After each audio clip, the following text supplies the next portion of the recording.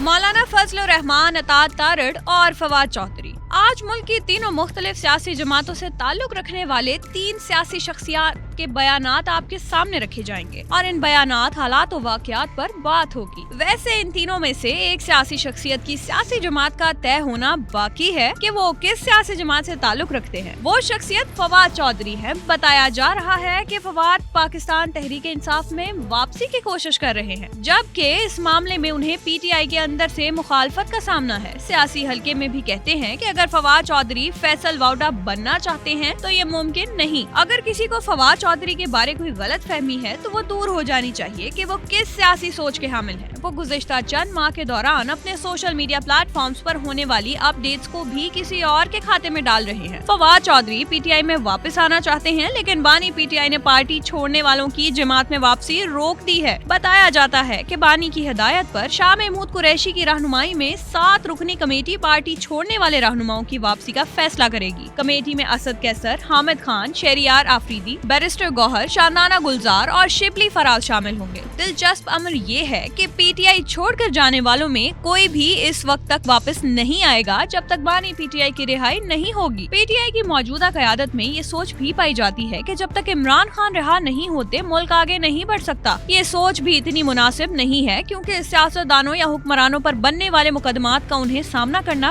ہی پڑتا ہے، اس کے سوا کوئی چارہ نہیں۔ بالخصوص 9 مئی کے واقعات میں ملوث افراد تو قومی مجرم ہیں۔ ایسے افراد کو کسی بھی قسم کی رعایت دینا ملک کے ساتھ ناانصافی اور زیادتی ہے۔ جہاں تک بانی پی ٹی آئی کی رہائی کا تعلق ہے تو فواد چودھری کہتے ہیں کہ پاکستان تحریک انصاف کی موجودہ قیادت کے ہوتے ہوئے بانی پی ٹی آئی کی رہائی کا امکان نہیں ہے۔ قیادت کی سیاسی حکمت عملی نہ ہونے کی وجہ سے ہم کچلے جا رہے ہیں۔ لوگ کہتے ہیں کہ برا وقت ختم ہو گیا ہے تو ہم نے بولنا شروع کر دیا۔ مشکل وقت بانی پی ٹی آئی اور ہمارے لیے تو ختم نہیں ہوا۔ یاسمین راشد، اعجاز چودھری جیلوں میں ہیں، ان پر اب بھی مشکل وقت ہے۔ فواد چودھری کے لیے یہ مشکل ہے کہ نمایاں نہ ہوں اور زندگی گزارتے رہیں۔ بات مشکل وقت کے ہاتھ میں کی نہیں ہے۔ کیا یہ لوگ جیلوں سے باہر آئیں تو کیا مشکل وقت ختم ہو جائے گا؟ یعنی سیاسی اشرافیہ جیل میں ہو تو ملک مشکل دور سے گزر رہا ہے۔ یہ سوچ بھی سوالیہ نشان ہے۔ گزشتہ چند برسوں کے دوران پاکستان کے کروڑوں شہریوں کی مشکلات میں تو اضافہ ہی ہوا ہے۔ فواد چودھری اگر آزاد فضاؤں میں ہیں تو انہیں بہتر گفتگو اور ماضی کی غلطیوں سے سیکھ کر آگے بڑھنے کی ضرورت ہے۔ ویسے سیاسی جماعتوں کو سیاسی کارکنوں کے لیے دروازے بند نہیں کرنے چاہیے۔ چھوڑ جانے والوں کے لیے سخت پالیسی ضرور بنانی چاہیے، لیکن حالات و واقعات کا جائزہ لینا بھی ضروری ہے۔ ریاست مخالف بیانیے کا ساتھ کسی کو نہیں دینا چاہیے۔ جمعیت علماء اسلام کے سربراہ مولانا فضل الرحمان بھی ان دنوں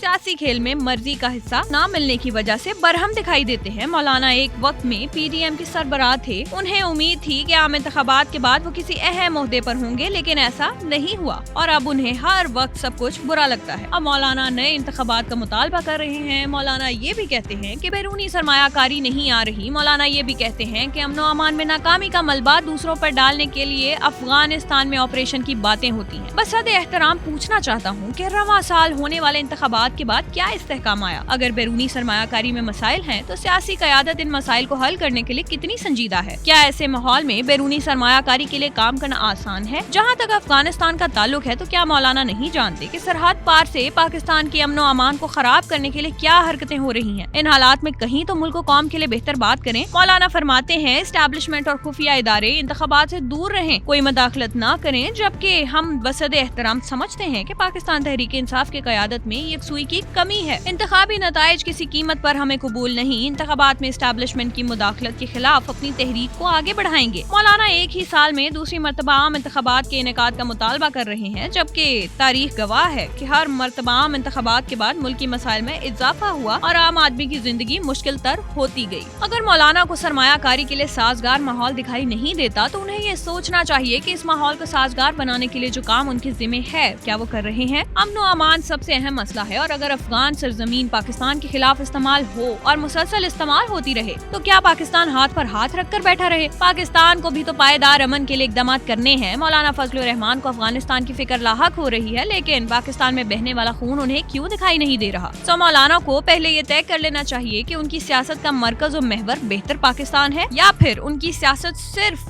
ذاتی مفادات کے گرد گھومتی ہے، کیونکہ سپریم کورٹ میں جمعیت علماء اسلام کا مخصوص سیٹوں کے معاملے میں موقف اور ہے، جبکہ مولانا کی پریس کانفرنس اس سے مختلف ہے۔ مولانا کی ری الیکشن مطالبے پر وفاقی وزیر اطلاعات عطا تارڑ نے کہا ہے کہ انتخابات 2029 میں ہوں گے۔ حکومت کے بہتر معاشی اقدامات کو سراہیں، جن کی وجہ سے اسٹاک ایکسچینج تاریخی بلندی پر ہے، زر مبادلہ کے ذخائر بڑھ رہے ہیں، تجارتی خسارہ کم ہے اور روپے کی قدر مستحکم ہو رہی ہے۔ تارڑ صاحب ٹھیک فرما رہے ہیں اور ان کے اشاریے ٹھیک ہوں گے، لیکن وقت ملے تو حلقے میں چکر ضرور لگائیں، اپنے ووٹر سے ملیں اور پوچھیں کہ زندگی کیسے گزر رہی ہے۔ آخر میں قابل اجمیری کا کلام، تضاد جذبات میں یہ نازک مقام آیا تو کیا کرو گے؟ میں رو رہا ہوں تو ہنس رہے ہو، میں مسکرایا تو کیا کرو گے؟ مجھے تو اس درجہ وقت رخصت سکون کی تلقین کر رہے ہو، مگر کچھ اپنے لیے بھی سوچا میں یاد آیا تو کیا کرو گے؟ کچھ اپنے دل پہ بھی زخم کھاؤ، میرے لہو کی بہار کب تک؟ مجھے سہارا بنانے والوں میں لڑکھڑایا تو کیا کرو گے؟